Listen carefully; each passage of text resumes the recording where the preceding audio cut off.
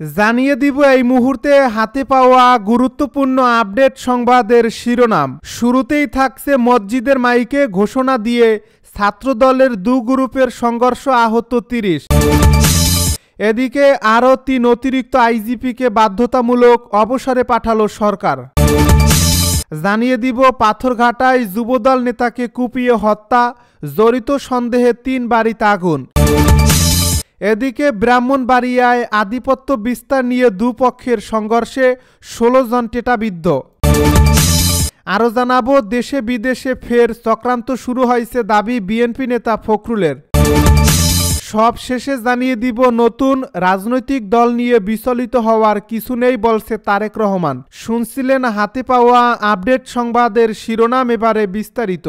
তবে তার আগে অনুরোধ রইল ভিডিওটিতে একটি লাইক দিন এবং কমেন্ট করে জানিয়ে দিন ভিডিও সম্পর্কে আপনার মূল্যবান মতামত।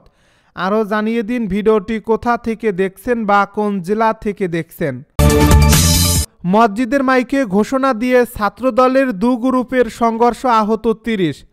পাবনার ভেড়া উপজেলায় তুচ্ছ ঘটনাকে কেন্দ্র করে ছাত্রদলের দু গ্রুপের মধ্যে ব্যাপক সংঘর্ষের ঘটনা ঘটেছে। এতে অন্তত ৩০ জন আহত হয়েছেন। পরে ২ ঘণ্টাব্যাপী চলা এ সংঘর্ষ সেনাবাহিনীর তৎপরতায় নিয়ন্ত্রণে আসে। বুধবার দুপুর 12:30টার দিকে ভেড়া বাজার এলাকার কাদের ডাক্তারের মোড়ে এ ঘটনা ঘটে। পুলিশ ও স্থানীয় সূত্র জানায় ছাত্রদলের ৪৬তম প্রতিষ্ঠাবার্ষিকী উপলক্ষে ভেড়ায় বেশ কয়েকটি মিছিল বের হয়। দুপুরে দুদিক থেকে আসা দুটি মিছিল কাদের ডাক্তারের মোড়ে এসে পৌঁছালে ধাক্কা লাগাকে কেন্দ্র করে দু গ্রুপের মধ্যে সংঘর্ষ বাধে। পরে মসজিদে মাইকিং করে উপজেলার পৌর এলাকার হাতিগাড়া ও বনগ্রাম সওদাগর পাড়ার মধ্যে এলাকা ভিত্তিক সংঘর্ষের রূপ নেয়। এ সময় দেশীয় নানা অস্ত্র নিয়ে উভয় পক্ষ পাল্টাপাল্টি হামলা করে। পুলিশ পরিস্থিতি সামাল দিতে গেলে তাদের উপরও ইট পাটকেল নিক্ষেপ করা হয়। পরে সেনাবাহিনী এসে পরিস্থিতি নিয়ন্ত্রণে নেন। সংঘর্ষে লিপ্ত দুটি মিছিলের একটির নেতৃত্বে ভেড়া পৌর ছাত্রদলের আহ্বায়ক মুরাদ ও অন্যটির নেতৃত্বে পৌর ১ নং ওয়ার্ড ছাত্রদলের আহ্বায়ক প্রান্ত সওদাগর ও ২ নং ওয়ার্ড ছাত্রদলের আহ্বায়ক বক্কার ছিলেন বলে প্রাথমিকভাবে জানিয়েছে পুলিশের একটি সূত্র। আরও ৩ অতিরিক্ত আইজিপিকে বাধ্যতামূলক অবসরে পাঠালো সরকার। পুলিশের অতিরিক্ত মহাপরিদর্শক পদমর্যাদার আরও ৩ কর্মকর্তাকে অবসরে পাঠানো হয়েছে। এ নিয়ে গত ৫ আগস্ট আওয়ামী লীগ সরকারের পতনের পর পুলিশের অন্তত ১৭ জন অতিরিক্ত আইজিকে বাধ্যতামূলক অবসরে পাঠানো হলো। আজ বুধবার স্বরাষ্ট্র মন্ত্রণালয়ের পৃথক ৩টি প্রজ্ঞাপনে পুলিশের ঊর্ধ্বতন ৩ কর্মকর্তাকে অবসরে পাঠানোর সিদ্ধান্ত জানানো হয়। রাষ্ট্রপতির আদেশক্রমে এসব প্রজ্ঞাপনে স্বাক্ষর করেন স্বরাষ্ট্র মন্ত্রণালয়ের জ্যেষ্ঠ সচিব নাসিমুল গনি। এতে আরও বলা হয়েছে, সরকারি চাকরির আইন ২০১৮ এর ৪৫ ধারার বিধান অনুযায়ী জনস্বার্থে সরকারি চাকরি থেকে অবসর দেওয়া হলো। তারা বিধি অনুযায়ী জনস্বার্থে অবসরজনিত সুবিধা প্রাপ্য হবেন। জনস্বার্থে জারিকৃত এই আদেশ অবিলম্বে কার্যকর হবে। পাথরঘাটায় যুবদল নেতাকে কুপিয়ে হত্যা, জড়িত সন্দেহে ৩ বাড়িতে আগুন। বরগুনার পাথরঘাটায় নাসির উদ্দিন নামের যুবদলের এক নেতাকে কুপিয়ে হত্যার ঘটনা ঘটছে। আজ বুধবার বেলা ২টার দিকে পাথরঘাটা উপজেলার বড় পাথরঘাটা এলাকায় এই ঘটনা ঘটে। এ ঘটনায় জড়িত সন্দেহে ওই এলাকার ৩ জনের বাড়িতে অগ্নিসংযোগ করা হয়। নাসির উদ্দিন বরগুনার পাথরঘাটা পৌর এলাকার ৯ নম্বর ওয়ার্ডের শাহজাহান হাওলাদারের ছেলে এবং ওই ওয়ার্ডের যুবদল সদস্য ছিলেন। গোলাম রাব্বি নামের স্থানীয় এক তরুণের নেতৃত্বে এ হামলার ঘটনা ঘটে বলে অভিযোগ পাওয়া গেছে। বিএনপি নেতারা বলছেন, গোলাম রাব্বি সম্প্রতি নিষিদ্ধ ঘোষিত সংগঠন ছাত্রলীগের স্থানীয় কর্মী।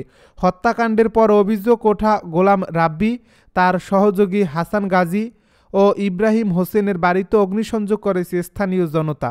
৩ জনই উপজেলার কালমেঘা ইউনিয়নের ৮ নম্বর ওয়ার্ডের বাসিন্দা। ব্রাহ্মণবাড়িয়ায় আধিপত্য বিস্তার নিয়ে দুপক্ষের সংঘর্ষে ১৬ জন টেটাবিদ্ধ। ব্রাহ্মণবাড়িয়ায় বাঞ্ছারামপুর উপজেলায় আধিপত্য বিস্তারকে কেন্দ্র করে দুই পক্ষের মধ্যে সংঘর্ষে ১৬ জন টেটাবিদ্ধ হয়েছেন। আজ বুধবার সকালে উপজেলার সোনারামপুর ইউনিয়নের শান্তিপুর গ্রামে এ ঘটনা ঘটে। এ ঘটনায় উভয় পক্ষের আরও অন্তত ৯ জন আহত হয়েছেন। তাদের নরসিংদী জেনারেল হাসপাতাল সহ বিভিন্ন হাসপাতালে চিকিৎসা দেওয়া হয়েছে। পুলিশ ও স্থানীয় বাসিন্দাদের সঙ্গে কথা বলে জানা গেছে, শান্তিপুর গ্রামে আধিপত্য বিস্তার নিয়ে দীর্ঘদিন ধরে সফু সরকার বাড়ির সঙ্গে আসগর আলী সরকার বাড়ির বিরোধ চলছিল। পূর্ব বিরোধের জেরে আজ সকালে দুই পক্ষের লোকজন রামদা, বল্লম, টেটা, ছুরি, লাঠিসোঁটা সহ দেশি অস্ত্র নিয়ে সংঘর্ষে জড়ান। সংঘর্ষে উভয় পক্ষের 16 জন টেটাবিদ্ধ সহ 25 জন আহত হন। আবারও দেশে বিদেশে চক্রান্ত শুরু হয়েছে দাবি মির্জা ফখরুলের। বাংলাদেশে আবারও চক্রান্তের খেলা শুরু হয়েছে বলে মন্তব্য করেছেন বিএনপির মহাসচিব মির্জা ফখরুল ইসলাম আলমগীর। কারণ নাম উল্লেখ না করে তিনি আরও বলেন, কি করে যারা সত্যিকারে বাংলাদেশে বিশ্বাসী, যারা জোর গলায় বলতে পারে সবার আগে বাংলাদেশ, সেই দলকে, সেই নেতাকে তারা দূরে সরিয়ে রাখতে চাচ্ছে। এই চক্রান্ত বিগত দিনে বহুবারই হয়েছে, আজকে আবারও শুরু হয়েছে। আজ বুধবার সন্ধ্যায় রমনার ইঞ্জিনিয়ার্স ইনস্টিটিউশন মিলনায়তনে জাতীয়তাবাদী ছাত্রদলের 46তম প্রতিষ্ঠা বার্ষিকের আলোচনা সভায় বিএনপি নেতা মির্জা ফখরুল ইসলাম আলমগীর ওই মন্তব্য করেন। রমনার ইঞ্জিনিয়ার্স ইনস্টিটিউশন মিলনায়তনে জাতীয়তাবাদী ছাত্রদলের 46তম প্রতিষ্ঠা বার্ষিকীর আলোচনা সভায় বিএনপি নেতা মির্জা ফখরুল ইসলাম ওই মন্তব্য করে এ কথাগুলো বলেন। এই সময়কার রাজনৈতিক পরিস্থিতি ও সংকটের কথা উল্লেখ করে বিএনপির মহাসচিব আরও বলেন, ওই সংকটের একমাত্র সমাধান হতে পারে সবার কাছে একটি গ্রহণযোগ্য নির্বাচনের মধ্য দিয়ে। এটা ইতিহাসে প্রমাণিত, আমরা সেই কথাই বারবার বলে এসেছি। বিএনপি নেতা আরও বলেন, আজকে দুর্ভাগ্যজনকভাবে বাংলাদেশে আবার সেই চক্রান্তের খেলা শুরু হয়েছে, যেটা অতীতেও হয়েছে বহুবার। বাংলাদেশ নিয়ে আবার দেশে বিদেশে ষড়যন্ত্র শুরু হয়েছে, যার ফলে আমরা শহীদ প্রেসিডেন্ট জিয়াউর রহমানকে হারিয়েছি। দেশনেত্রী বেগম খালেদা জিয়াকে 6 বছর কারাগারে থাকতে হয়েছে, যার ফলে তারেক রহমানকে এখন পর্যন্ত বিদেশে থাকতে হচ্ছে। এই চক্রান্ত আবার শুরু হয়েছে। এই ষড়যন্ত্র সফল হবে না বলে জানিয়ে বিএনপির মহাসচিব বলেন, আমরা খুব পরিষ্কার ভাষায় বলতে চাই, বাংলাদেশের মানুষ কোনো দিনই তাদের চক্রান্ত সফল হতে দেবে না। বিএনপিকে ভেঙে ফেলার চেষ্টা বহুবারই হয়েছে, কখনোই ভেঙে ফেলা সম্ভব হয়নি। নতুন রাজনৈতিক দল নিয়ে বিচলিত হওয়ার কিছু নেই বলছে তারেক রহমান। বিএনপির ভারপ্রাপ্ত চেয়ারম্যান তারেক রহমান বলেছেন, দেশের প্রয়োজনে আরও নতুন রাজনৈতিক দলের উত্থান ঘটবে, এটা গণতান্ত্রিক নীতি, এটা নিয়ে বিচলিত হওয়ার কিছু নেই। বিএনপি সব গণতান্ত্রিক উদ্যোগকে স্বাগত জানায়। বুধবার সন্ধ্যায় ইঞ্জিনিয়ার্স ইনস্টিটিউশনে ছাত্রদলের 46তম প্রতিষ্ঠা বার্ষিকী উপলক্ষে আলোচনা সভায় তিনি একথা বলেন। তিনি আরও বলেন, বিএনপির জন্মলগ্ন থেকে আজ পর্যন্ত সব পরিস্থিতিতে, সব সময়ে বহু দল ও মতের চর্চার পক্ষে। এই ক্ষেত্রে বিএনপির দৃষ্টিভঙ্গি অত্যন্ত স্বচ্ছ। জনগণ কোন রাজনৈতিক দলকে গ্রহণ করবে বা বর্জন করবে, নির্বাচনের মাধ্যমে সেই রায় দেবে জনগণের আদালত। কিন্তু যাদের ভিন্ন কোনো উদ্দেশ্য রয়েছে তারাই নির্বাচন অনুষ্ঠান নিয়ে নানা রকম বিভ্রান্তি সৃষ্টি করে। নেতাকর্মীদের উদ্দেশ্যে তিনি আরও বলেন, আপনারা ধৈর্য হারাবেন না, নির্বাচনের জন্য মানসিক প্রস্তুতি নিতে থাকুন।